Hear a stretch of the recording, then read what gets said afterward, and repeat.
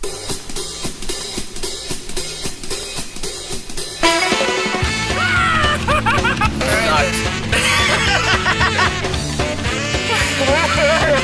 so dark. It was amazing! Oh wait! There's more! It was awful! I'm back! CGI shit! I rest my case. It was fucking horrible!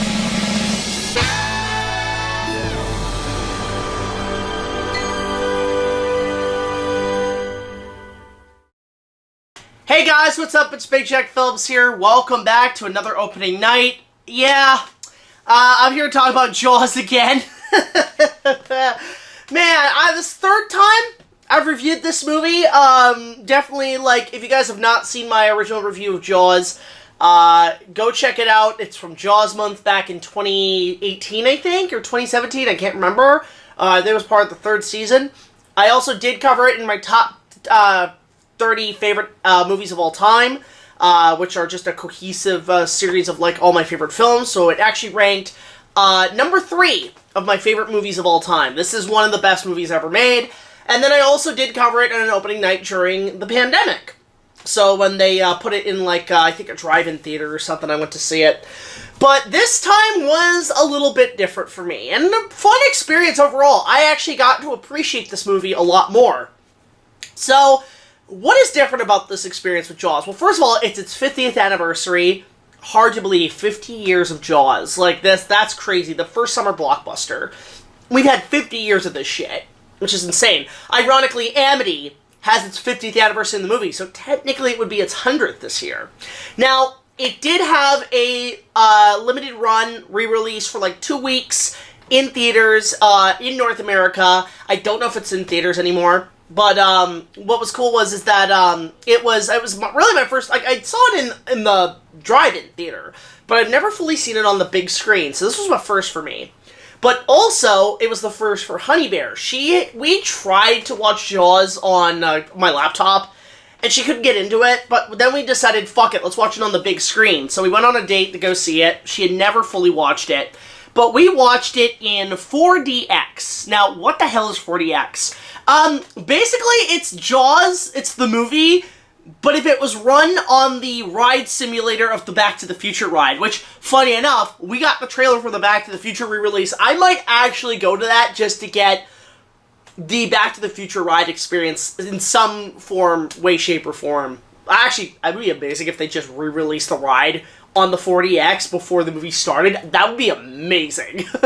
But 4DX is basically where it's not just the seat moves. Like, it's not like D-Box where it, like, vibrates and stuff. This one is full-on motion simulator. This is full-on the seat moving in sync with the film. But on top of that, it's got wind effects. It's got light effects. It's got smell. It's got water, actually, in this. So you actually get wet during this experience. Not in that way. But it was interesting to watch Jaws this way because it actually gave it a whole fresh experience for me, and it actually made me scared of the movie again. I haven't been scared of it in a while because I've grown up and I know what it's all about. I've seen it multiple times, but it's the first time I actually felt the fear again. Something I hadn't felt since I was a kid. And what was really cool is we actually got an introduction from Steven Spielberg, which was really cool that he presented the movie for everybody. We didn't get that when Revenge of the Sith came out for opening night. We actually, or like for like the re-release, we didn't get that. We didn't get the Hayden Christensen opening in Canada, but we got Steven Spielberg coming out and saying, hey, enjoy Jaws in 4D and IMAX and stuff, and check it out. Now, it's funny, because I know Sean saw this re-release as well. He had a really funny story when his, after the movie, so you should go, I'll link down below to his review, go check it out. But, yeah, like, it's cool to just see people celebrate Jaws, and it's just really cool that there's a new generation that can be introduced to this. Primarily, my girlfriend, Honey Bear, who came out saying, you know what, Jack? I can really appreciate this more. And I'm like, that's awesome. Like, she really appreciates Jaws now. And I guess that's the way, like, some people can better experience a movie, is just to see it on the big screen. And watching the movie again, you definitely, I do notice some things that I never noticed before, and maybe just seeing it on the big screen helped. I did notice some, like, there is a little bit more of the plot from the novel in there, and also I came to really appreciate, like, a lot more of the character development between the three guys on the boat. I actually got into it. And maybe it's because with the 40X, they were rocking the seats, like, in sync with the boat, with the orca. So when it was rocking on the water, you felt it. When the shark pulled the boat, you felt it. Like, it leaned to, like, really forcefully to the left. And it added an experience. When the shark had its fins splashing at the crew, they splashed a little sprinkles of water at us. The wind actually really helped. The wind made you feel like you were out at sea. On top of that, it felt very cold. Which is interesting, because most of the time when they were filming Jaws, it was cold as hell. It was not summertime. They finished up in September. So, you felt that experience too. I felt pretty chilly watching this movie. So, that was fun. And overall, like, I mean, I don't know what else there is to say. The music sounds great on the big screen. Like, John Williams' music sounds phenomenal. I really appreciated more of the jokes, too. I never really embraced or had a giggle at that part where Richard Dreyfuss does the whole, you know... Like, I never got... But this time, I actually laughed really hard at this. That's funny, though. Because I showed Honey Bear the Robot Chicken skit that they did, where Spielberg did the big George Lucas special edition to Jaws. It was on Robot Chicken, they mocked it. And there's that part where Quint is, like, scratching the chalk, and, you know, he's like, you all know me. I'll catch this big bird, and it's not going to be pretty. $10,000 for me by myself. So let's get the head, the tail, the whole damn thing.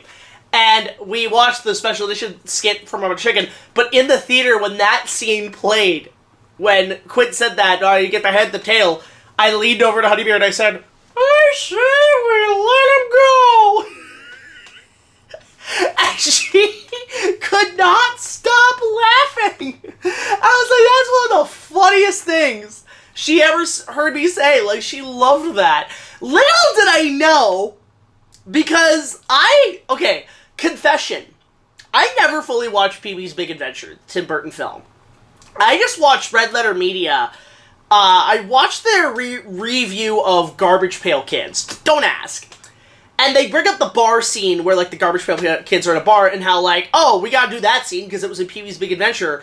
And then the clip, I had this revelation where they showed the clip from Pee-wee's Big Adventure where Pee-wee's in the bar, and they got him down, and it's like, Eddie who opposed this beating, and Pee-wee's like, I say we let him go. And I'm like, is that where Robot Chicken got it from? I didn't know. So it adds another detail to the joke, which I thought was really funny, like, now in hindsight, knowing where that comes from. But yeah, there's just, you know, we went from Pee-wee to Robot Chicken to Jaws. How did we get here? So, yeah, for me it was, like, really cool to have, like, the rocking and everything. In fact, Sean, I don't know if you've ever seen it on 40X, but if it ever does it again, go see it. Because it is a ball of fun. The film's quality, it's sometimes, like, I leaned over to Bear and I said, this looks like this was shot today. Like, that's how good the movie still stands. After 50 years, it still feels like a modern film, even though it takes place in 1975. It still feels modern, normal. It feels interesting. And I thought that was fascinating to me, that, like, they just simply they put it out, and people still go see this movie feeling like they're there in Amity, even though, in a way, nothing's changed since 1975 in the way this movie was made. It is timeless. That is why it's timeless. That's why Jaws is so good. You know, like, I haven't seen that new National Geographic documentary that came out. I'm due to watch that, because I have seen every Jaws documentary out there. I have seen the one from the Laserdisc. I have seen the one that was on the DVDs. I've seen the Inside Story, which I really like. I think it's literally insightful. And then I did see The Shark Is Still Working, which I also do like. But I think the Inside Story and the original making of Jaws is where it's at for me. So I've seen a lot of the behind-the-scenes stories about this movie, and it's one of the most fascinating to me. So I have not seen this National Geographic, but I should. I should definitely watch this. But on top of that, you know what's interesting? Like, with the 50th anniversary, everybody thought, okay, are they finally gonna break the mold? They won't do a Back to the Future 4, but what about a Jaws 5? Not counting the Bruno Mattei film. As much as I kind of am on board with the idea of a legacy sequel, but what I would do is basically try to make the whole thing canon. My pitch was always like, you know, the movie would open like Texas Chainsaw Massacre, where a couple of teenagers like end up in the abandoned SeaWorld and they get attacked by a shark underneath like the abandoned buildings in the water. The other idea I had was that would be part of it, like the opening, but then like have it where I imagine like Hooper goes back to Amity because there's some leftover things in Mrs. Brody's will. We finally break the mold that Mrs. Brody passed away and she's buried with her husband. But what we and with their son Sean, yes, Jaws 4 is canon to me, and the idea is that Hooper would go back to Amity and it's a ghost town, and any local still there would say nothing's been the same since 1975, since that big fish ruined everything. So like obviously we have it where Hooper has to go get some stuff that was in Mrs. Brody's will that was once Chief Brody's that he wants to hand back to Hooper. Go to the funeral, it's all sad, but then like. They go to the next town over to just celebrate the beaches. There hasn't been many shark sightings, but of course, there's another shark, and Hooper starts getting a little bit worried, and I don't know, just some sort of legacy sequel would be interesting to do something of that level, but make it like a very character-driven story, much like the original. I know some people would be a little turned off by that, but I think the fans would really appreciate that. That's my pitch for a fifth Jaws.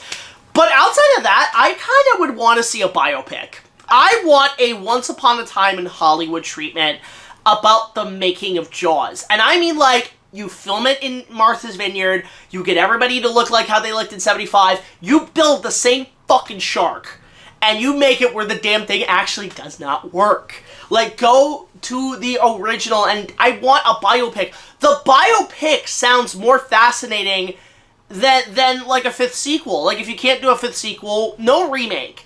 But do a biopic. In fact, I don't know if he'd be too old for the role now, but I would get Adam Driver to play a 27-year-old Steven Spielberg. That or the kid in, what's that movie Spielberg did? I didn't watch it. It was the one that premiered at TIFF. The one that's about his younger self. Get that guy. The kid who played a young Spielberg to be Spielberg in this. Obviously get Robert Shaw's son to play his father. I don't know who you would get for, Roy Scheider or Richard Dreyfuss. You know what? I could see... Oh, this is bad casting. I could see Adam Driver as a young Roy Scheider, and then a thin Zach Galifianakis, I can't pronounce his name, thinned down as a young Richard Dreyfuss. And there's your ensemble. Like, I feel like do something like that would be interesting. A biopic on the making of Jaws. In fact, you know what? Because you're going to do Once Upon a Time in Hollywood... get Margot Robbie to be Susan Beck-Lenny. There you go. Just have her in, like, that one scene where she's killed. And do the story where Steven Spielberg waterboarded her. Real fun fact about Jaws is that when they were dubbing the screams where, like, Chrissy's drowning for the shark eating in the opening scene, and she's like, oh, God, help, please! The story goes is that Spielberg was at the recording booth, tilted her head back, and poured water down her throat, which today is considered waterboarding.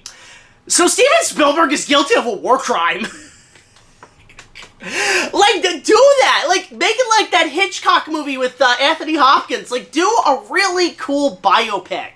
I think would be great to just continue Jaws' legacy and to celebrate it. Because that's I think, what they should do with movies like this. Instead of doing a sequel or a remake, do a making of movie. A biopic. It can be done.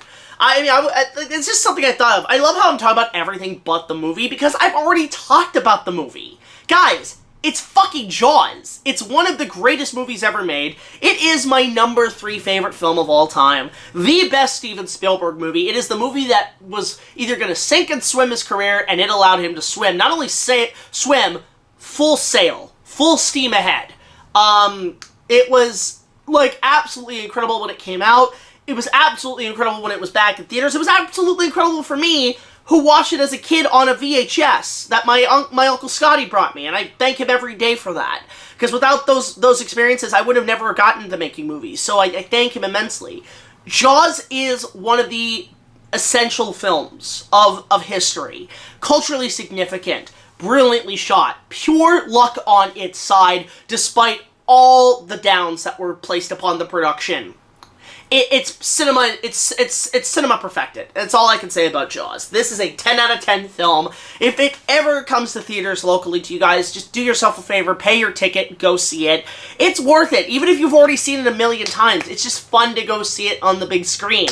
And I had a really good time with this. So there's my thoughts once again on Jaws. But of course, let me know your thoughts in the comments section below. Did you guys see it in 4DX or IMAX? Whichever way you saw it, let me know in the recent re-release. Don't forget to support our Patreon. Just $1 more will get you early access to all of our content as well as other special features. I am going to try to do a few more of these in backlogs right now. As of this recording, it's been, I think, like 2 weeks since I've seen the movie. In fact, I was supposed to do one, but then I got a terrible cold. On top of that, I've been so preoccupied finishing episode 3. We're actually at the very tail end of this, folks. Like, the light's at the end of the tunnel. We just finished the last reel of sound mixing, and now we're going into the rest of the review, but we're getting there. But I just want to let you guys know about that, just so you guys are catched up. I don't know what I'm doing next week. I think I have, Hipster Hoovie and Jedi has requested me to review a couple of movies before a new movie comes out, so I'm going to take a look at those. First time experiencing this, but we'll see what happens. But till next time, everybody, like, comment, subscribe. I'll see you guys later. This is BigJackFilms signing off, saying, just go watch Jaws, Chief. It's one of the greatest films of all time. Film goes in the water, you go in the water. Yeah, never go back in the water. And that staff was really creepy. It moved on its own. That's weird. I'm going to call it a day. See you guys later. Bye!